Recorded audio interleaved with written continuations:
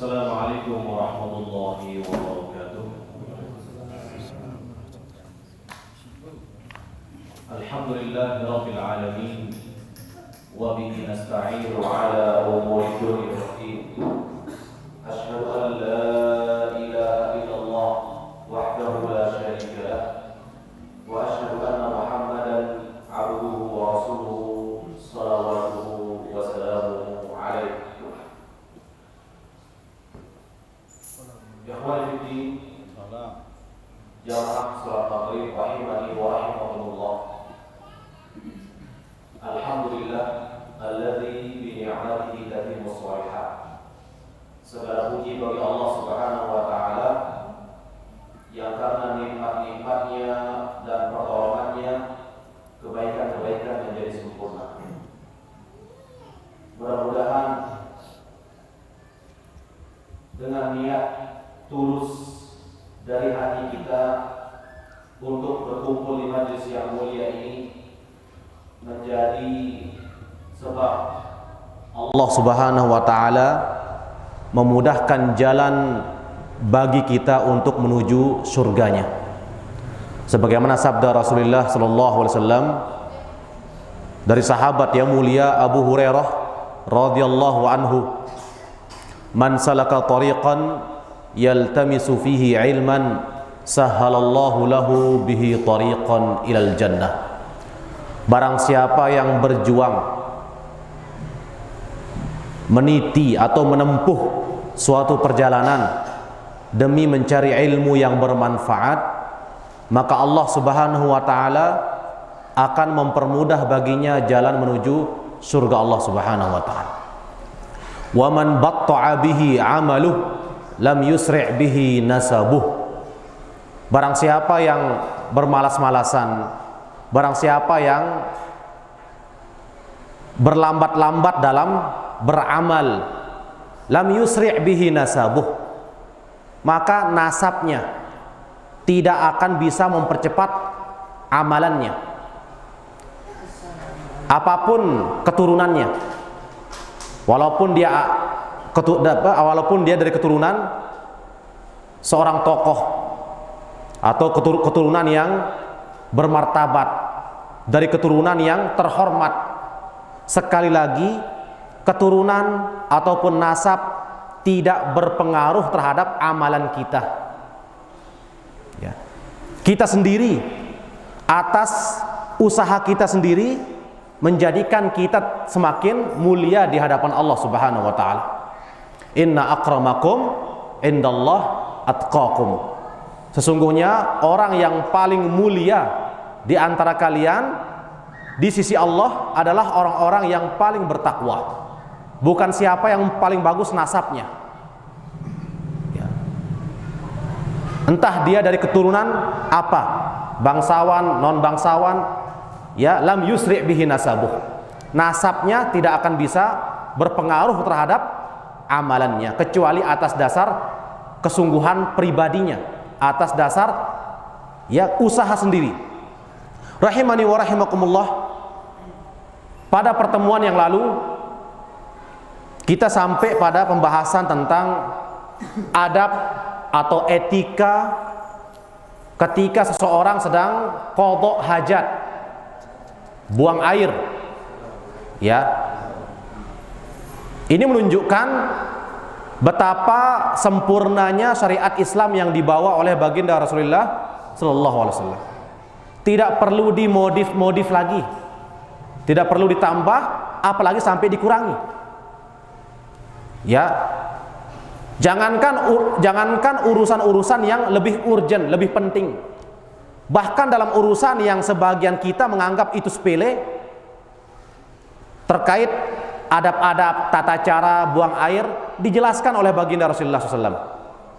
Makanya apa kata Salman Al-Farisi ketika ada orang-orang Quraisy datang kepadanya, "Ya Salman, 'allamakum nabiyyukum kulla syai' hatta al-khira'ah." Wahai Salman Al-Farisi, ternyata nabimu mengajarkan kepadamu segala sesuatu dalam agama Islam Sampai-sampai tata cara buang air diajarkan. Apa jawaban Salman Al-Farisi? Ajal. Ya jelas dong. Ini menunjukkan kesempurnaan agama kami. Apalagi masalah-masalah yang sifatnya lebih penting dalam agama Islam. Nah, hadis berikutnya rahimani wa rahimakumullah.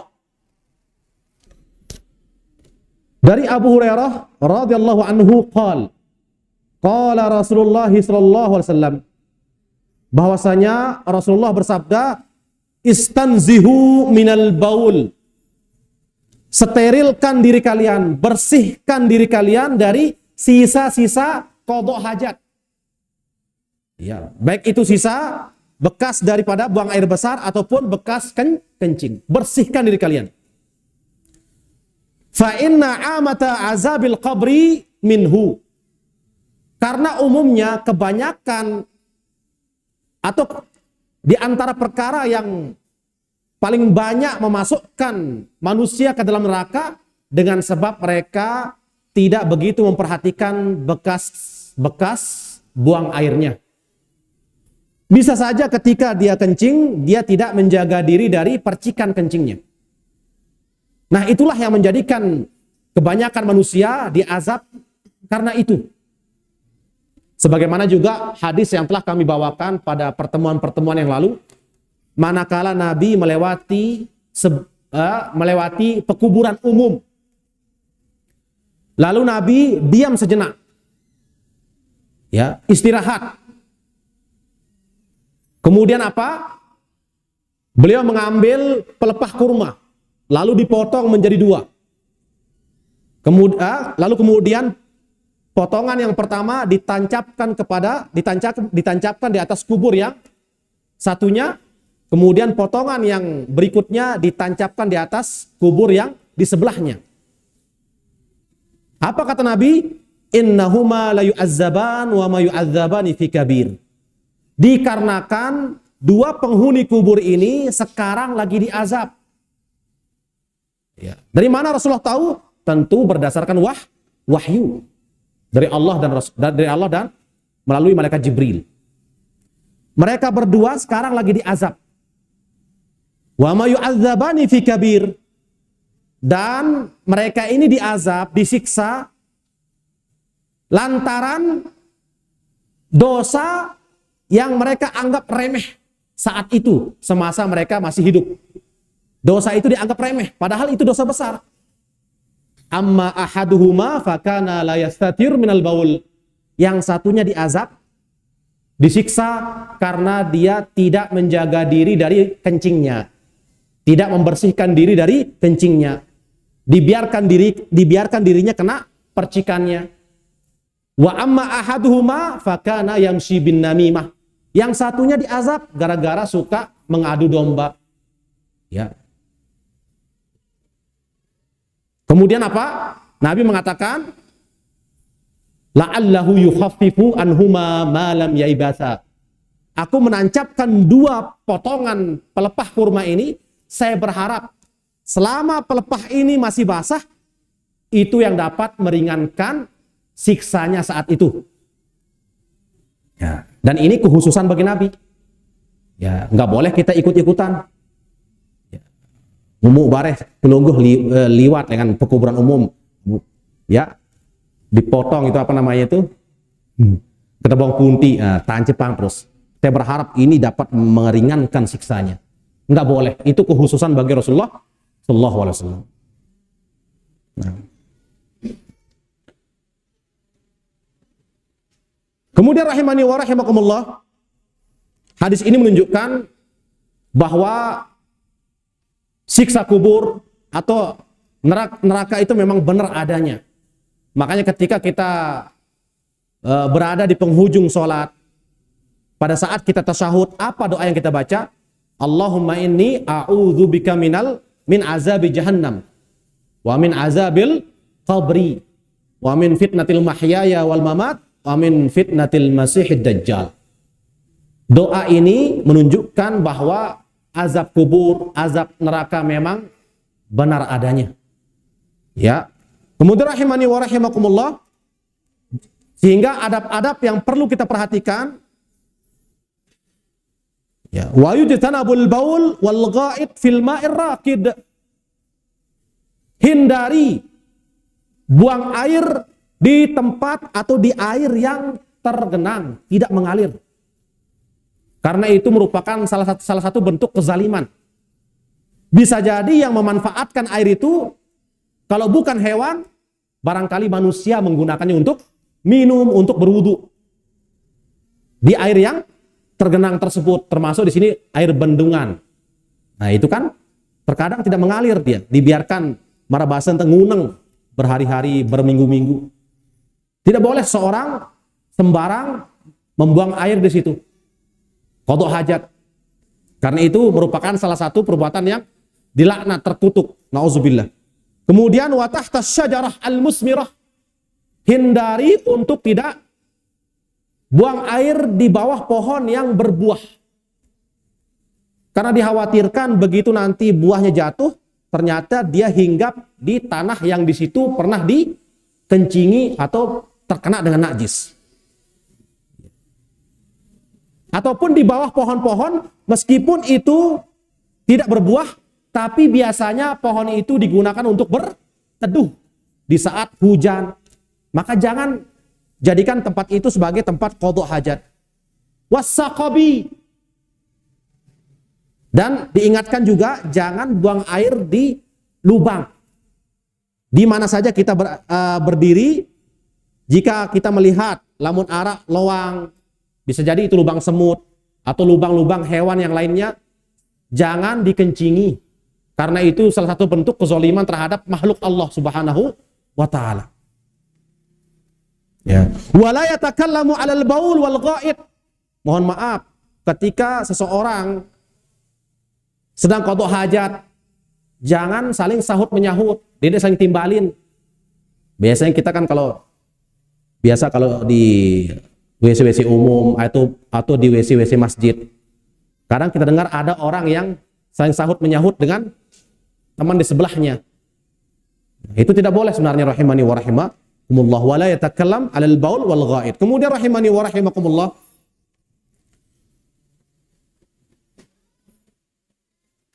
kita masuk ke pembahasan berikutnya tentang mashu 'alal khuffain. Ya, tentang fikih atau tata cara mengusap sepatu, mengusap kaos. Ini merupakan salah satu bentuk keringanan dari Allah dan Rasulnya. Karena biasanya ketika kita sedang musafir, mungkin rada-rada repot rasanya untuk kita membuka sepatu. Namun yang perlu dipahami di sini adalah bukan sembarang sepatu yang boleh diusap. Ya. Yang dimaksud adalah al-khuf. Karena dalam bahasa Arab itu ada dua macam sepatu. Ada yang disebut dengan hiza. Hiza adalah sepatu yang biasa digunakan oleh orang-orang kantoran atau anak-anak yang sedang sekolah. Itu hiza namanya. Itu nggak sah digunakan untuk nggak sah untuk diusap. Karena apa? Masih memperlihatkan mata kakinya. Karena ukurannya agak pendek. Nah, yang dimaksud di sini adalah al-khuf. Kalau bahasa kita mungkin sepatu boot ya. Atau marak sepatu sakawih dengan jok bangkat. Yang terbuat dari karet atau dari kulit. Yang tingginya minimal sampai melewati mata kakinya. Karena ketika kita membasuh kaki saat wudhu, batas membasuh sampai mana? Sampai mata kaki. Sehingga ketika kita menggunakan sepatu itu harus menutupi mata kaki. Nah, itu yang sah untuk diusap bagian atasnya. Tidak perlu dibuka setiap kali kita berwudu. Ini merupakan kemudahan dari Rasulullah SAW. Makanya Nabi mengatakan innad dina yusrun. Sesungguhnya agama Islam ini, syariat yang dibawa oleh baginda Rasulullah merupakan syariat yang gampang, yang mudah. Wala yusaddaddin ahadun illa ghalabah. Dan Nabi mempertegas, barang siapa yang mempersulit dirinya, manakala Islam memberikan keringanan, tapi dia justru mempersulit dirinya, ghalabahu. suatu saat dia akan terkalahkan oleh amalannya. Apa maksudnya? Pasti dia akan ujung-ujungnya jenuh dia, futur dia, malas untuk melakukan ketaatan kepada Allah karena dari awal dia sudah memaksakan dirinya terhadap sesuatu yang memang Allah kasih kemudahan di situ. Contoh misalkan, agama Islam ini tidak perlu dimodif, divariasikan, ya. Tapi orang-orang justru mempersulit dirinya, melakukan berbagai bentuk amalan yang tidak pernah dicontohkan oleh baginda Rasulullah. Ini salah satu bentuk memperberat diri dalam amalan. Ya. Kemudian seseorang ketika sedang ketika sedang sakit, tidak mampu bersuci menggunakan air, dan Islam mempermudah dia untuk tayamum, bersuci menggunakan debu, tapi justru dia memaksakan dirinya. Nah, orang seperti ini justru dia akan kalah dengan amalannya. Atau orang yang tidak mampu sholat dengan cara berdiri, dia hanya mampu duduk, dia paksakan dirinya berdiri. Padahal Allah dan Rasulnya memberikan keringanan. Wala yusadaddin ahadun illa ghalabah. Dan sebaliknya, jangan kita terlalu mudah mengambil keringanan-keringanan dalam agama. Karena di antara sikap ahlu sunnah, al-wasat, mengambil sikap moderat, pertengahan.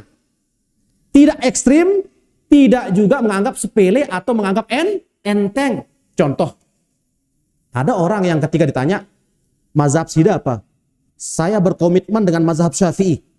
Gak mau saya mengambil mazhab yang lain. Oke. Tapi ketika dia mendapatkan suatu permasalahan dalam fikih, dan ternyata pendapat Imam Syafi'i agak berat, coba kita pendapat Imam Hambali, ini gampangan nih. Ternyata di pendapat Imam Ahmad bin Hambal sulit. Coba kita lihat pendapat Imam Abu Hanifah. Termasuk ke dalam hadis ini, termasuk ke dalam ucapan para ulama, man tarakhaso faqad zandaqah. Barang siapa yang suka mencari-cari keringanan, mencari-cari kemudahan dalam beragama, dikhawatirkan dia zindik. Apa zindik? Dia justru merusak agamanya sendiri. Ya. Terlalu kegampangan dalam mengambil kemudahan. Ya, contoh misalkan, ya, ketika seseorang masih mampu berwudu menggunakan air, maka kelemak nih kenyet irap deh. Coba tahu ya tayamum mah wah nek mampu kawih air. Seumpama dia sedang berada di sembalun. Ya. Dia merasa cuaca saat itu ekstrim. Akhirnya apa? Belum dia berusaha menggunakan air sudah ngalah duluan. Tayamum bayar deh. Ya. Man tarakhasa faqad zandaqa. Barang siapa yang terlalu mudah mengambil keringanan dalam beragama, dalam syariat ini dikhawatirkan dia menjadi orang yang zindiq. Ya.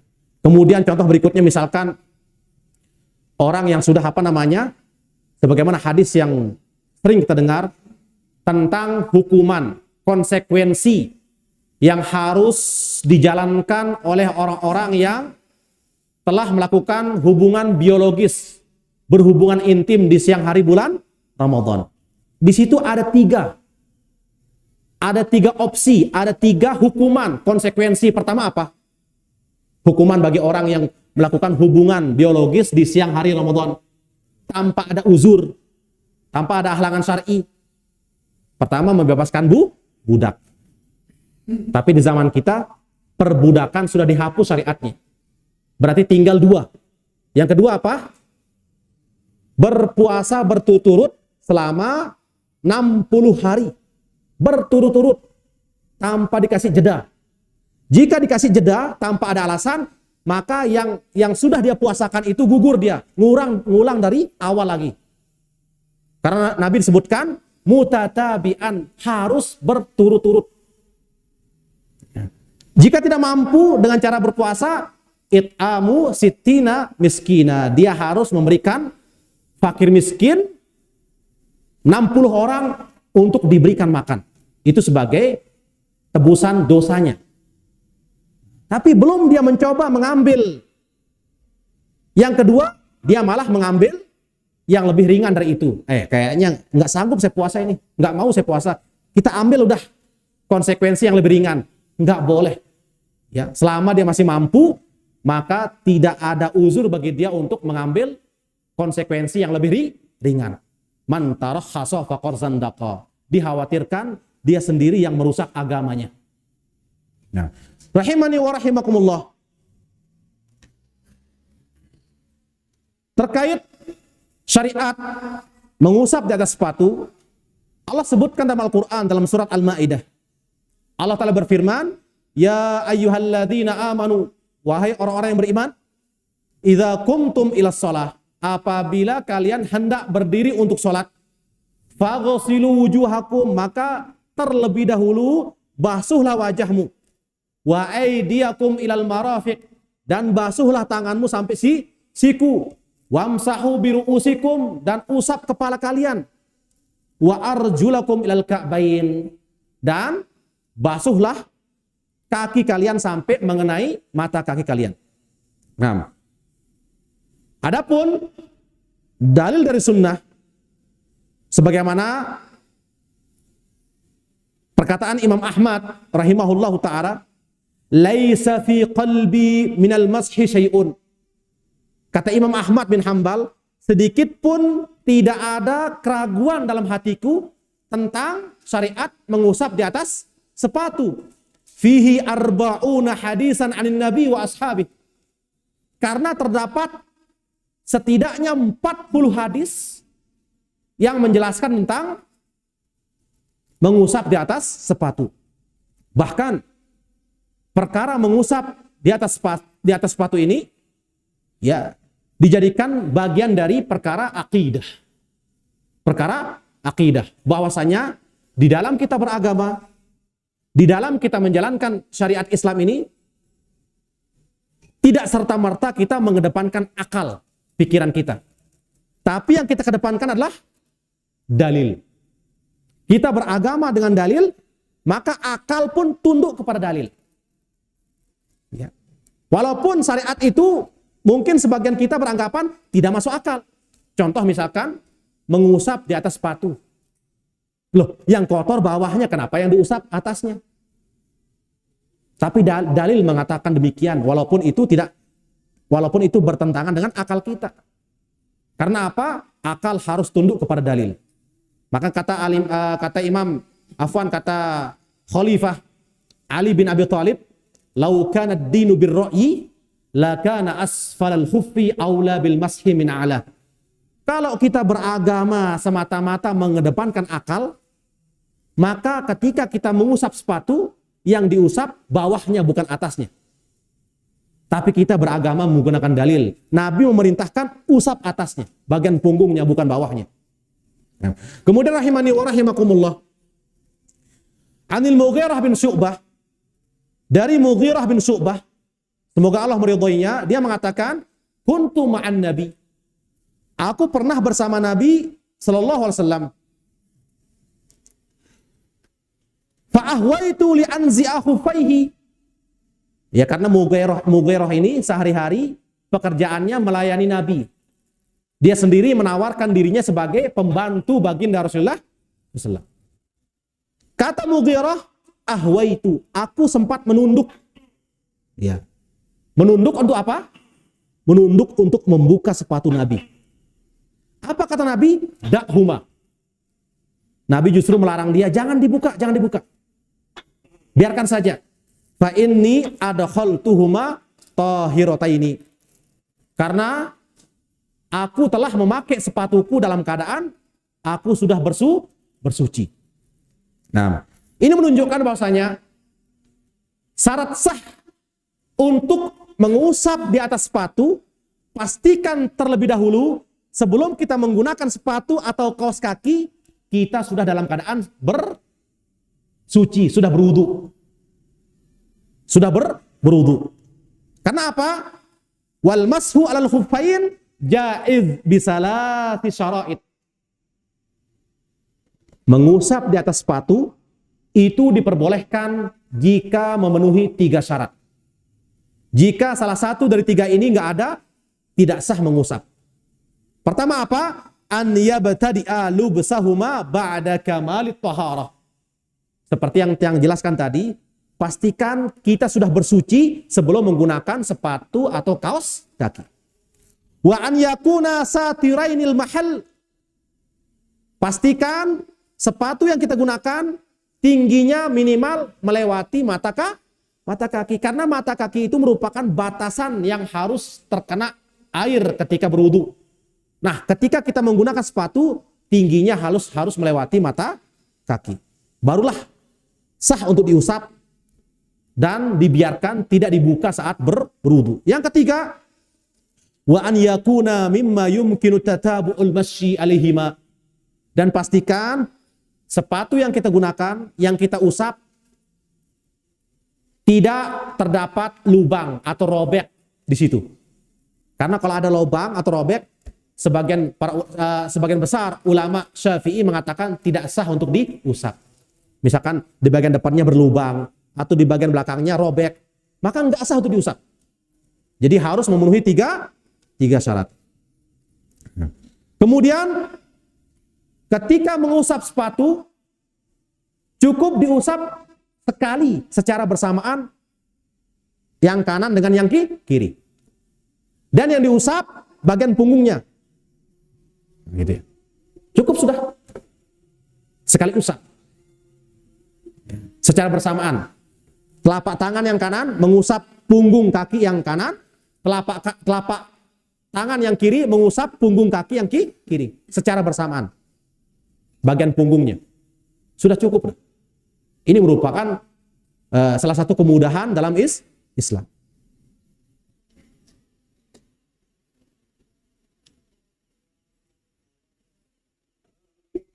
Kemudian rahimani wa rahimakumullah,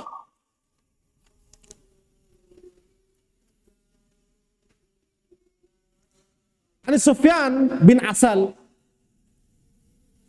Hadis berikutnya dari sahabat Sufyan bin Asal. Semoga Allah meridhoinya.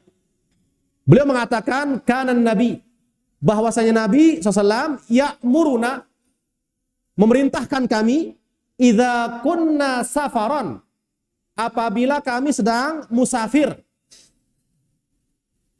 Kapan seseorang dikatakan musafir? Kira-kira berapa jarak tempuh safarnya sehingga dikatakan musafir? Saya sedang musafir ini. Tanya dia, udah berapa kilo perjalanan sudah? Minimal berapa kilo perjalanan dikatakan musafir. Dan di saat itu Anda boleh untuk mengqashar salat yang tadinya 4 rakaat menjadi 2. Dan boleh menjamak zuhur dengan asar dilaksanakan di satu waktu. 2 salam. Berapa kilo? Imam Syafi'i mengatakan sittata asyara farsakhon. 16 parsah. Kalau dikonversi, kalau kita bahasakan ke kilonya itu 85 kilo perjalanan. Barulah dia dikatakan musafir. Barulah dia boleh mendapatkan keringanan untuk mengqashar, menyingkat sholatnya yang 4 menjadi 2. Ya. Allah nanzi'a khifafana salasata ayyam wa layalihinna illa min janabah. Dan Nabi menyuruh kami ketika kami sedang musafir selama 3 hari 3 malam untuk tidak membuka sepatu setiap kali berwudu. Ya. Karena apa? Walaupun saat itu bagi yang mau membuka sepatunya silahkan. Tapi dalam hal ini ternyata lebih afdol untuk tidak membuka sepatu. Karena kita mengambil rukhsah itu. Kita mengambil keringanan dari Rasulullah. Itu sunnah beliau. Maka dalam hal itu lebih afdol untuk tidak membuka sepatu. Nah, lagu berbeda ada nani. Segera pelungguh kawih sepatu masuk ke masjid. Hubbul waton. Masya Allah. Langsung terpura urak sih Pak Amir. Ini kita berbicara bagaimana kondisi zaman dulu. Orang boleh datang masuk ke Masjid Nabawi menggunakan sepatu karena hanya beralaskan apa? Daun kurma. Masih tanah, hamparan tanah. Tidak seperti menterengnya masjid zaman sekarang ini nggak boleh masuk sepatu, ya nggak boleh. berarti ya harus kita buka sepatu. Ini berlaku bagi mereka yang menempuh perjalanan jauh dan dia mendapati sholat di tengah perjalanan yang nggak ada masjid. Terpaksa harus sholat di pinggir jalan. Nggak perlu buka sepatunya. Ya, karena dia sholat di atas tanah atau tikarnya sendiri. Illa min janabah walakin min ghaitin wa baulin wa naumin.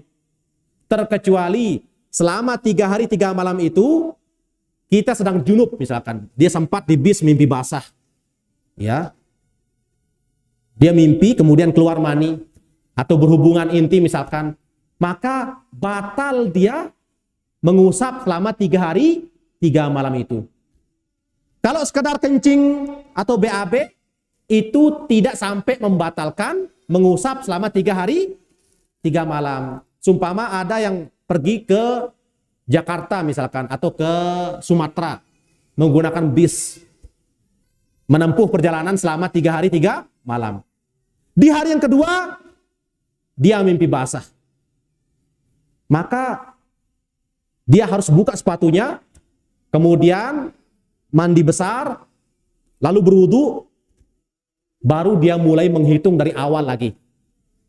Karena hitungan yang sehari atau 2 hari itu tidak sah.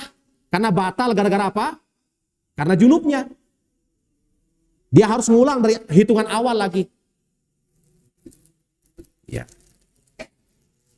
Illa min ghaitin wa baulin wa naumin.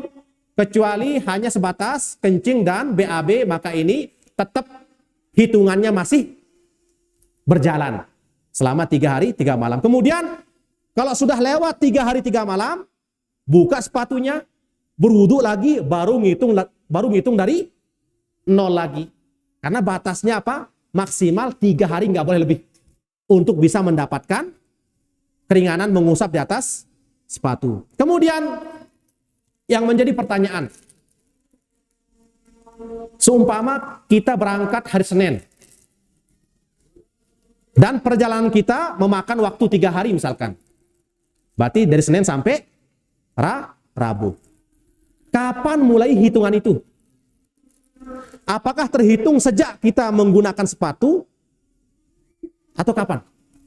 Kata para ulama berdasarkan hadis Nabi, terhitungnya durasi mengusap di atas sepatu itu bukan semenjak kita menggunakan sepatu, tapi semenjak kita berhadas. Contoh misalkan, Sida pakai sepatu di hari Senin. Ya, kawih sepatu di hari Senin. Karena berangkatnya hari Senin. Dipakai pas jam 12 misalkan. Tapi ternyata di jam 1, di jam 2 ngentut dia. Nah, berarti di jam 2 itu mulai hitungan mengusap. Dan sampai kapan berakhirnya? Jam 2 di hari Rabu. Jadi sekali lagi, dia nggak terhitung sejak dipakai sepatu. Ya, bukan dari situ mulai ngitungnya, tapi dihitung sejak kita pertama kali berhadas. Kapan pertama kali kita kentut, kencing, BAB? Saat menggunakan sepatu itu. Nah, ya. Insyaallah paham semuanya. Ya, mudah-mudahan Allah Subhanahu wa taala selalu menjaga ingatan kita. Karena mohon maaf terkadang ingatan tiang pelungguh terbatas. Kadang bareh dimin sugu lekan masjid, milu sugu ilmu lekan otak kan? Nah, itu kadang ya namanya ingatan manusia. Makanya para ulama mengatakan qayyidul ilm bil kitabah. Ikatlah ilmu dengan tulisan. Karena ilmu ini ibarat hewan ternak dia. Hewan ternak kalau nggak diikat kabur dia. Lengah sedikit kabur. Begitu juga dengan ilmu. Ndekman bareh pengaruh-pengaruh maksiat, mata melihat aurat yang bergentayangan di mana-mana di luar sana, hilang dia, rontok dia ilmu itu. Hilang dia. Makanya kata Imam Syafi'i, pada saat dia mengeluh di hadapan gurunya, Waqi' bin Jarrah, wahai guruku, faqautu ila Waqi'in su'a hifdhi, fa arsyadani ila tarkil ma'asi. Kata Imam Syafi'i, aku pernah mengeluh, mengadu kepada guruku, Waqi' bin Jarrah. Apa yang beliau keluhkan? su'a hifdzi, buruknya hafalanku. Bayangkan sekelas Imam Syafi'i, ya, salah seorang tokoh ulama terkenal, masih mengeluh kepada gurunya tentang jeleknya hafalannya. Maksudnya apa? Hafalannya mudah hilang. Maka gurunya memberikan nasihat, arsyadani ila tarkil ma'asi. Guruku menasihati aku agar aku meninggalkan maksiat. Fa akhbarani bi anal ilma nurun wa nurullah la yuhda li asi. Bahwasanya ilmu ini merupakan cahaya. Cahaya di saat seseorang mengalami gelapnya kejahilan. Maka ilmu sebagai cahaya bagi hatinya, bagi otaknya. Dan cahaya itu tidak akan diberikan bagi pelaku maksiat. Ya, sehingga jangan heran ketika kita bermaksiat saat menuntut ilmu, ilmu tidak akan betah dalam hati kita maupun dalam ingatan kita. Maka sekali lagi ilmu ini sensitif. Seseorang ketika tidak menjaga pandangannya, tidak menjaga pendengaran, tidak menjaga hati, tidak menjaga lisan, ilmu itu akan hilang, tidak akan betah dalam hati maupun ingatan kita. Kemudian rahimani wa rahimakumullah, adapun bagi orang yang mukim itu lawan dari musafir. Dia sedang diam di rumah. Apakah dia juga bisa mendapatkan keringanan ini, mengusap di atas batu? Boleh? Boleh. Cuman durasinya, waktunya lebih singkat. Lamun dengan musafir, lamun dengan sak bekelampan jauh, maksimal pira jelo? Boleh? 3 jelo. Dikanggo lebih. Kurang boleh, tapi lebih nggak boleh. Adapun bagi orang yang mukim, yang sedang berdiam diri di rumah, hanya boleh maksimal 24 jam. Sehari semalam. Umpamanya dia make hari Senin. Jam 12. Maka berakhir hari Selasa jam 12. Kemudian rahimani wa rahimakumullah, wa yabtulul mashu bi salasati asya. Ada 3 hal yang dapat membatalkan mengusap di atas sepatu. Pertama, bi khal'ihima. Jika selama perjalanan dia membuka sepatu itu, maka batal yang 3 hari itu. Makanya selama 3 hari 3 malam nggak boleh dibuka. Kalau dibuka berarti batal hitungannya itu. Harus ngulang dari hitungan awal lagi. Ngulang dari hitungan 0 lagi. Wangqidha'il muddah. Pembatal yang kedua, bila mana waktunya sudah habis, sudah lewat 3 hari. Bagi yang mukim sudah lewat 24 jam, maka batal, sudah harus ngulang dari awal lagi. Wa ma yujibul ghusl. Dan yang ketiga, yang dapat membatalkan mengusap, apa saja yang mengharuskan kita mandi besar atau alias sedang junub. Junub itulah yang membatalkan mengusap di atas sepatu. Taib, azan dulu fadol. Baru kita lanjutkan sedikit.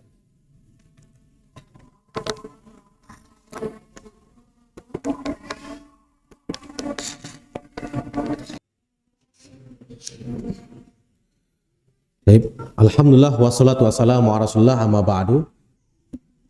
Kita bahas 1 atau 2 hadis lagi tentang hukum yang berkaitan dengan mandi junub.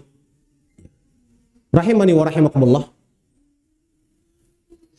Hadis yang pertama kali turun atau hadis yang pertama kali Nabi sampaikan tentang junub atau tentang mandi junub itu hadis Abu Sa'id Al-Khudri. Ini hadis atau dalil yang pertama kali datang, yang pertama kali diucapkan oleh Nabi tentang hukum mandi junub. Apa bunyinya? Pendek. Tapi pada akhirnya hadis ini mansukh dia. Mansukh apa arti mansukh? Terhapus hukumnya. Maka dalam kaidah usul, dalam kaidah fikih, wa yurja'u fil mansukh ila hukmin nasikh. Apabila ada dalil yang hukumnya terhapus, tidak berlaku lagi, tidak bisa dipakai lagi, maka hukumnya dikembalikan kepada dalil yang menghapusnya. Yang ini nggak berlaku, maka dalil yang datang belakangan itulah yang berlaku karena dia yang menghapus hukum dalil yang pertama. Itu kaidahnya. Nah, dalil yang pertama rahimani wa rahmatullah. Al-ma'u minal ma'. Air dari air. Itu apa maksudnya? Al-ma'u minal ma'. Itu Rasulullah bersabda, al-ma'u minal ma', air dari air. Maksudnya adalah seseorang diharuskan mandi junub, diharuskan membasahi seluruh tubuhnya dikarenakan ada air yang keluar. Air apa maksudnya? Air mani. Jadi yang dipahami saat itu, pada saat pertama kali turun ayat hadis ini gitu, yang dipahami oleh para sahabat, oh berarti meskipun sudah login, mohon maaf kita pakai bahasa kinayah, meskipun sudah masuk, sudah login, tapi air nggak keluar, berarti kita belum diwajibkan mandi junub. Itu yang saat itu yang dipahami oleh para sahabat. Ya, meskipun sudah login, tapi air nggak keluar, berarti belum mewajibkan mandi junub. Maka turun atau datang lagi hadis berikutnya, hadis dari Abu Hurairah radhiyallahu anhu. Ini hadis yang menghapus hukumnya. Apa kata Nabi SAW? Idza jalasa baina syu'abihal arba' summa jahadaha faqad wajabal ghuslu wa illam yunzil. Kata Nabi, apabila ada seorang laki-laki yang duduk di antara 4 anggota tubuh istrinya, artinya menyetubuhinya maksudnya itu. Nabi menggunakan bahasa kinayah, bahasa perumpamaan. Barang siapa yang duduk di antara 4 anggota tubuh istrinya, maksudnya menyetubuhinya, dan login, jimaknya, faqad wajabal ghuslu, maka wajib mandi junub. Wa illam yunzil, meskipun maninya belum keluar. Nah, ini hadis yang berlaku.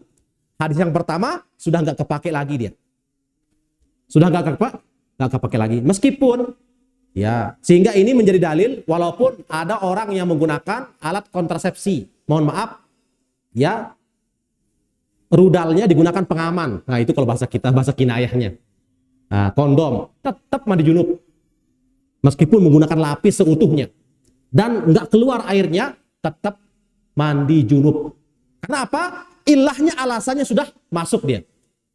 Udah login. Faqad wajabal ghuslu, maka wajib mandi junub. Kemudian rahimani wa rahimakumullah, dari Ummu Salamah radhiyallahu anhu, semoga Allah meridhoinya, ja'at Ummu Sulaim ila Rasulillah. Pernah suatu ketika Ummu Sulaim mendatangi Rasulullah sallallahu alaihi wasallam. Faqalat, kemudian dia mengatakan, ya Rasulullah, wahai Rasulullah, innallaha la yastahyi minal haqqi syai'a. Fahal 'alal mar'ati min guslin idza hiya ihtalamat. Wahai Rasulullah, sungguh engkau telah menyebutkan, telah bersabda bahwa sesungguhnya Allah tidak malu dalam hal kebaikan. Artinya manusia juga jangan malu untuk mempertanyakan sesuatu selama itu kebenaran. Karena selama ini ada orang yang terhalang oleh rasa malunya untuk mengetahui sebuah kebenaran. Padahal itu sangat penting. Tapi mungkin masalah ini malu ditanyakan dia, masalah-masalah seperti ini. Makanya di zaman Nabi pernah memuji para wanita Ansor. Para wanita yang hijrah dari Madinah ke Mekah. Kenapa Allah memuji mereka? La yamna'hunnal haya an yatafaqqahna fid din. Rasa malu mereka tidak menjadikan mereka terhalang untuk bertanya. Mereka datang memberanikan diri untuk bertanya kepada Rasulullah. Walaupun itu kaitannya dengan biologis, hubungan biologis, bertanya mereka. Ya. Apalagi seorang laki-laki.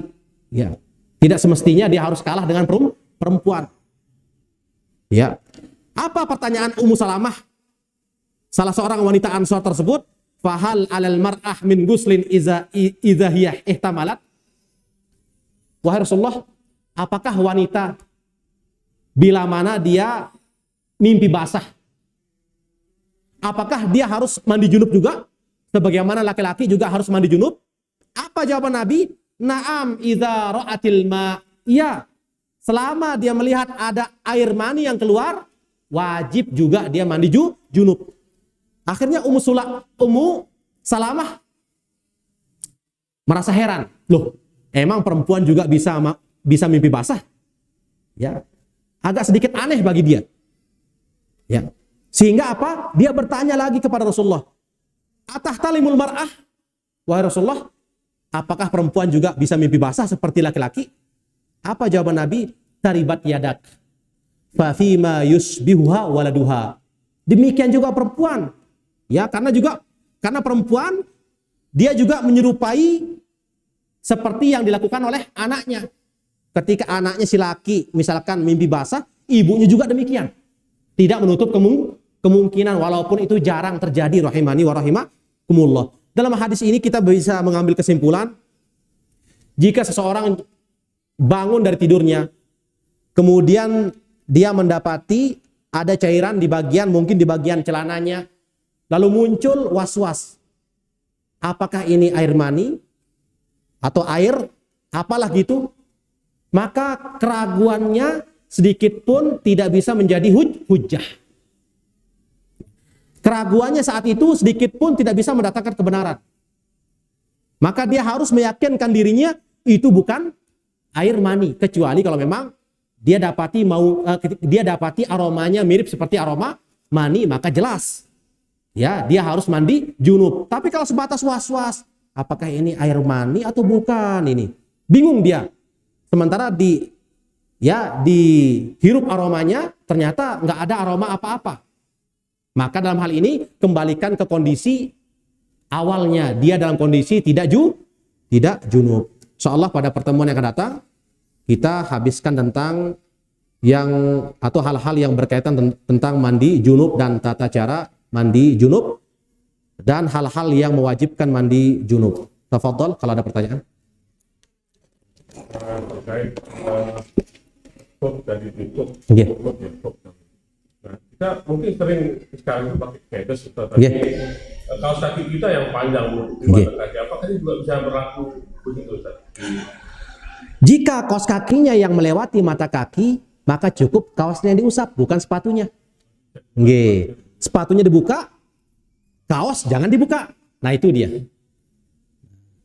Apabila kaosnya tidak melewati mata kaki, tapi hoofnya, sepatunya yang melewati mata kaki, seumpama kaos, kan ada sekarang dijual kaos kaki yang tidak sampai melewati mata kaki.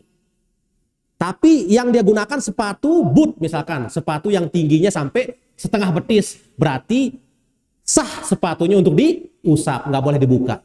Oh, tapi ternyata saya pakai kedes ini. Oh, berarti sepatunya yang dibuka, kemudian kaos kakinya yang diusap. Okay. Kebetulan di rumah itu ada ayam tetangga, saya nggak tahu tetangga yang mana yang punya, terus dia bertelur, Ustaz. Apa boleh kita ambil telurnya? Telurnya ya bertelur itu di atas genteng, di atas rumah itu, Ustaz. Wallahu alam, dalam masa ini kita ambil hukum yang sama dengan buah-buahan milik tetangga yang masuk di pekarangan kita. Ya. Hukumnya sama dengan buah-buahan milik tetangga yang masuk di pekarangan kita. Umpamanya tetangga kita punya pohon mangga, tapi dahannya, bahkan sebagian besar dahannya masuk ke pekarangan kita. Itu menjadi pekerjaan sehari-hari, disapu setiap pagi. Nah, upak penyapu, bila mana kita mendapatkan buahnya jatuh, ya tanpa minta izin pun halal dia. Tapi ada pertanyaan, Ustadz, berembe ini ara batur bersebelahan dengan saya, dia punya pohon pisang Sabah, tapi satu tundun yang masuk ke rumah. Satu tundun yang masuk, ini bukan separuhnya, setundun jamak tamu nih. Berempe. Apalagi saat itu sedang-sedang mahalnya pisang Sabah itu, masya Allah. Maka Syekh yang saat itu mengisi daurah di Lawata membahas tentang masalah ini. Apabila seperti itu kondisinya, maka tidak ada salahnya kita untuk minta izin kepada pemiliknya. Karena ini satu tundun yang masuk ini. Sementara dia nggak dapat apa-apa. Dia dapat daunnya aja, kita dapat buah-buahnya. Dalam hal ini nggak ada salahnya untuk minta izin kepada pemiliknya. Ya jika dia melarang, maka itu ya lebih baik bagi antum. Jika si pemiliknya tidak ikhlas barangkali gitu kan. Tapi kalau pemiliknya mengatakan, sila. Kalau orang sila, itu nggak masalah. Okay. Saya tahu bahwa ada variasi azan, Ustaz. Okay. Dan azan yang kita pakai ini kan bukan azannya Bilal. Okay. Nah, kalau Bilal itu gimana adanya lapasnya? Menurut riwayat, sebagaimana kita baca dalam hadis-hadis termasuk dalam kitab Umdatul Ahkam juga.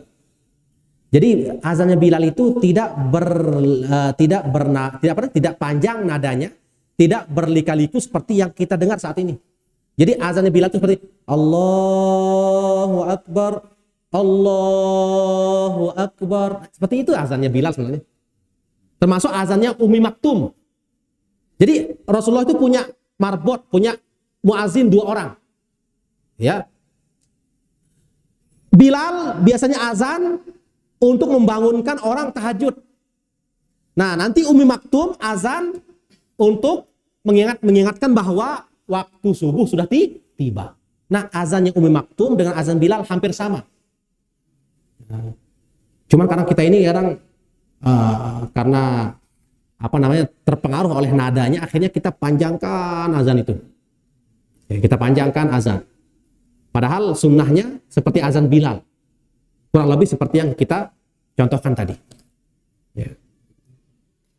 Cuman sekarang ada orang yang membantah kita dengan berdalih dengan azannya Masjidil Haram, Masjid Nabawi.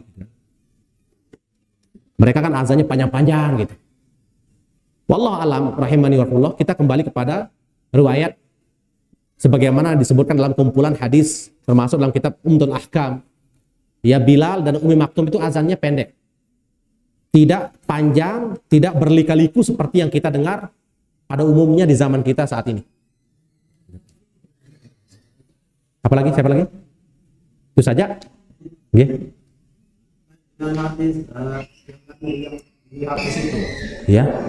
apakah berdosa ketika kita mengamalkan yang hadis yang sudah terhapus itu? Contohnya seperti ketika dulu Rasulullah pernah kalau makan dari yang sudah kena api itu, beliau SAW itu selalu berwudu.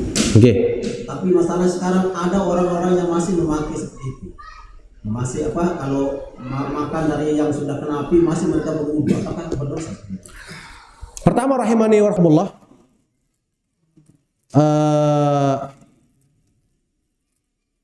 ketika seorang berwudu, walaupun wudunya tidak batal, bukan berarti dia berdosa untuk berwudu. Ya. Bukan berarti dia berdosa. Karena bagi dia mengulang wudu pada saat dia masih suci itu sunnah. Kalaupun seseorang karena dia makan daging yang sudah dibakar kemudian dia berwudu, bukan berarti dia berdosa. Karena bagi dia mengulang wudu pada saat dia masih suci itu sunnah.